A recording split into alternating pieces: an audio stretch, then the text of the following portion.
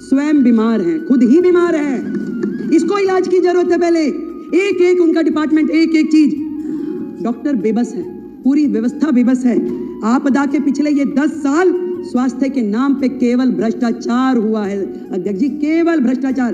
केवल वो मुद्दे नहीं है जो इस सीएजी की रिपोर्ट में है। बात यही खत्म हो जाती तो और बात थी, बात तो अभी शुरू हुई है। अभी तो इनके काले कारनामे खुलने शुरू हुए हैं। आज जब मैं अधिकारियों के साथ बैठी और मैंने उनसे पूछा कि बताइए भाई क्या है, तो मुझे ये समझ में आई कि मरीजों को नकली दवाइयां और नकली मरीजों को असली पेमेंट की गई उनके नाम पे असली पेमेंट की गई। और मोहल्ला क्लिनिक की तो जो हालत है, मोहल्ला क्लिनिक की तो ये हालत थी जहां मरीज भी नकली, जहां पे टेस्ट भी नकली, जहां दवाइयां भी नकली, परंतु एक चीज असली रही, पेमेंट असली हुई है, बाकी सब कुछ नकली। कितने मरीज आते हैं, अस्पताल बंद में भी पेमेंट हो जाती है। करोड़ों रुपए की मोहल्ला क्लिनिक के नाम पे पेमेंट्स हुई, परंतु उसकी कहीं से कहीं तक कोई भी अकाउंटेबिलिटी नहीं है।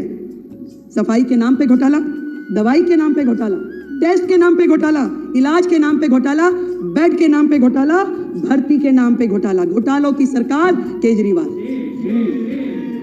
ना डॉक्टर, ना नर्स, ना पैरामेडिकल हमारा स्टाफ, कितनी कमियां हैं वो मेरे बाकी के साथियों ने बताई। फिर भी मैं आपको ये बताना चाहूंगी कि जो नर्सिंग स्टाफ है, जो सेंशन है, वो 7,977 में से केवल 5,791 हैं। 2,186 नर्सिंग स्टाफ की सीट्स आज भी वेकेंट है। आप मानिए कि अस्पताल में यदि 2,000 नर्सों की कमी है तो उन अस्पतालों की क्या स्थिति चल रही होगी। आज भी ड्यूटी मेडिकल ऑफिसर 234 सीटें खाली आज भी है। वो कैसे चल रही है, कहां पे उनकी ओपीडी हो रही है। जितना भी स्टाफ है, एक एक विभाग, यहां तक कि पैरामेडिकल जो पोस्ट है उसमें भी 2796 पोस्ट आज भी खाली पड़ी हैं। किस तरीके से ये अस्पताल चलाए जा रहे हैं अध्यक्ष जी, मैं ये जानना चाहती हूँ। घोटालों की सरकार ने 10-10 हजार रुपए में जो कॉन्सेंट्रेटर मशीन थी उसको लाखों रुपए में खरीदा। 10 रुपए का वो N95 वाला मास्क जो था वो 150 रुपए में खरीदा। और शर्म की बात ये है, खरीदा तो खरीदा, उपयोग हो जाता तो दर्द नहीं होता। दर्द इस बात है आज भी हमारे अस्पतालों में पूरे के पूरे गोदाम, कमरे भरे पड़े उन सामानों से जो जनता की गाड़ी खून पसीने की कमाई से किया गया है। आज भी पीपी किट, मास्क, कॉन्सेंट्रेटर मशीनें, सिलेंडर अस्पतालों में भरे पड़े हैं जिनका कोई उपयोग नहीं हो रहा। ना तो वो जनता के काम आ पाए, ना मरीजों के काम आ पाए। खरीद कर ली गई, लाखों रुपए का, करोड़ों रुपए का घोटाला हो गया।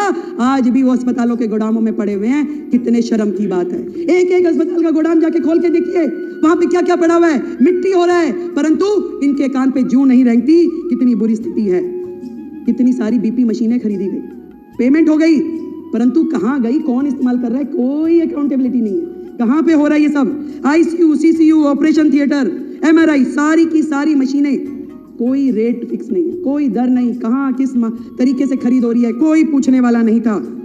मैं आपको बताना चाहती हूं, एक्ट, क्लिनिकल एस्टेब्लिशमेंट एक्ट 2010 जो कि कोर्ट के आदेशानुसार लागू कर दिया जाना चाहिए, वो एक्ट जिसके माध्यम से पूरा का पूरा हमारे क्लिनिक, हॉस्पिटल, लैब और जितने भी टेस्टिंग सेंटर्स हैं उनको रजिस्टर किया जाता है और मॉनिटर किया जाता है।